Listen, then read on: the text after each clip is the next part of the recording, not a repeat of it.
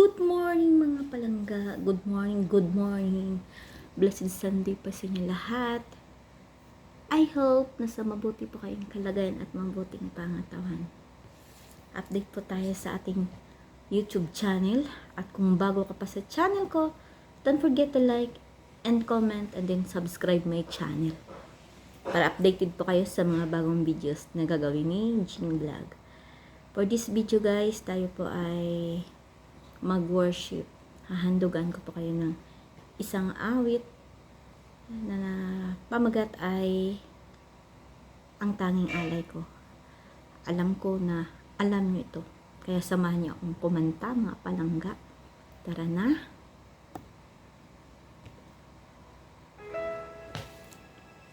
Mahina ata itong Ayan.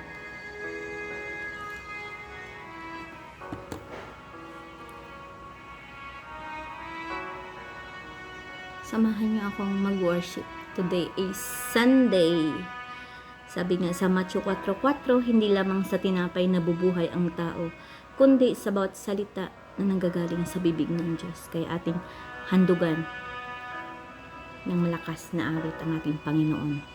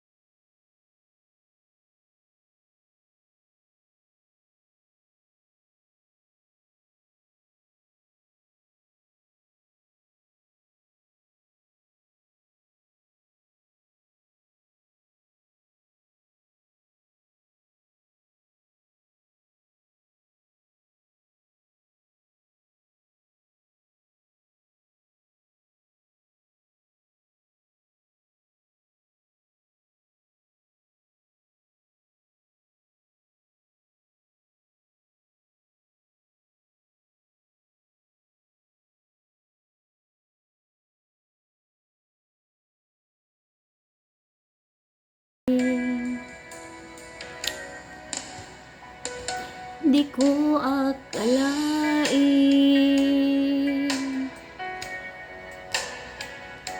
ako ay binigyan pansin.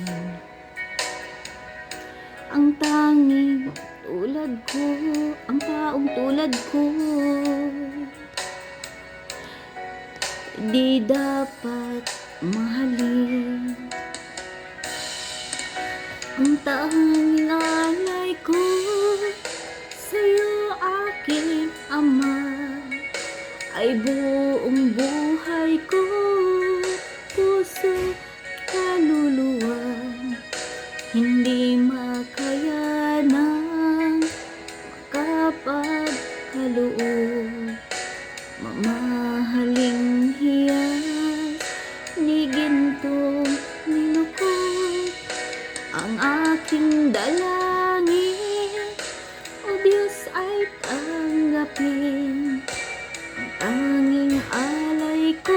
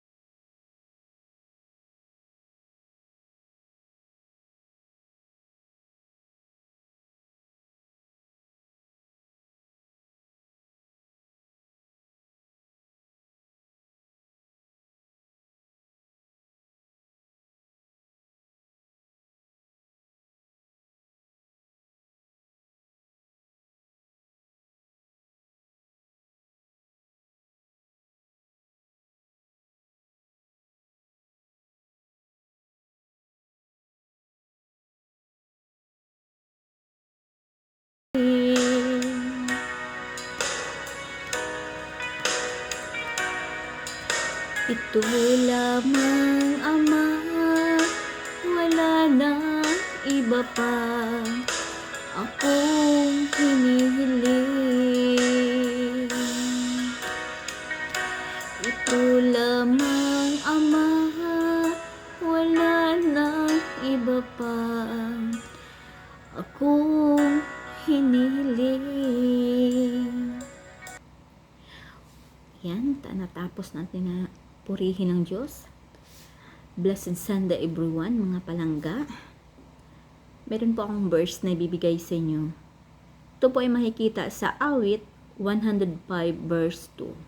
Sabi pa nga dito, siya ay purihin at handugan ng awit. Ating papurihan, ang kahangahangang mga gawa niya ay dapat na isaysay. Amen.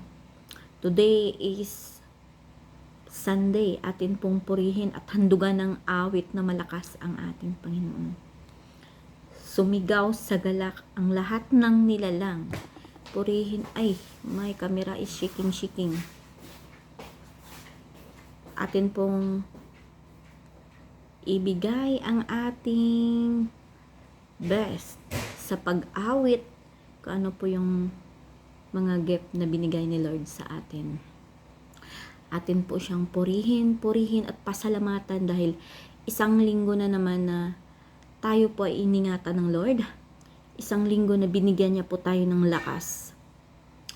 Today is February 13 or February 12 ata ngayon. February 12 pala. Makikita mo sa Facebook, maraming nagpo-post na sana sa February 14 may matanggap din akong bulaklak at saka chocolate. At meron din akong kadate. Para sa akin, every morning na ikaw ay ginising ni Lord, yan po ay araw ng puso. Araw-araw, araw ng puso talaga para sa akin. Hindi lang po sa February 14 na merong araw ng mga puso. Bilang isang Kristiyano, para sa akin, araw-araw ay isang February 14. Araw-araw, araw ng mga puso para sa akin.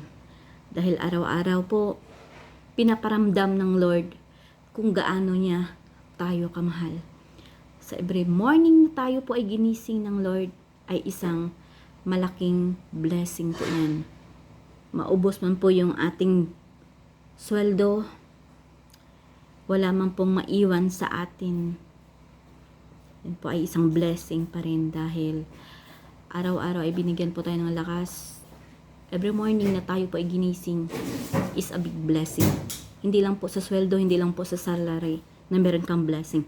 Kundi, dahil ikaw po ay malakas, dahil po ay ikaw wala pong sakit, siya po, iyan po ay isang blessing po. Atin pong pasalamatan ng Lord. Ang mga tao, nagsiselebrate ng February 14 dahil araw na ng mga puso. Pero para sa akin, araw-araw po ay araw ng mga puso para sa akin. Dahil ang Lord, siya po ang mentor or creator. Sabi pa nga sa 1 John 4:8, God is love. Ang ating Panginoon po ay simbolo ng pag-ibig. Kung ikaw ay mayroong pag-ibig, love your enemy, magpatawad ka po. At hindi magtanim ng galit sa puso.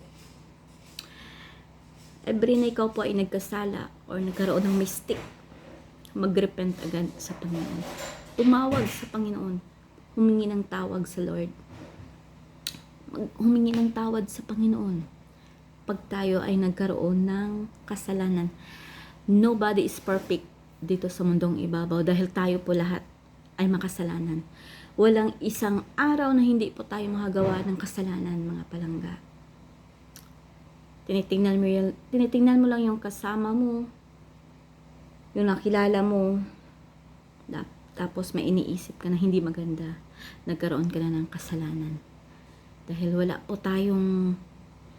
pong araw na hindi po tayo magkasala. Pero sa kabila ng mga yan, tayo pa ay humingi ng tawad sa Lord. Araw-araw po tayong humingi ng tawad sa Panginoon. Dahil ang Diyos ay banal, tayo po ay magpakabanal. Kaya hanggang dito na lang ang aking vlog. Blessed Sunday po sa lahat. At ito po ay update ko dahil matagal na po ako na hindi nakapag-upload ng aking videos mga palangga.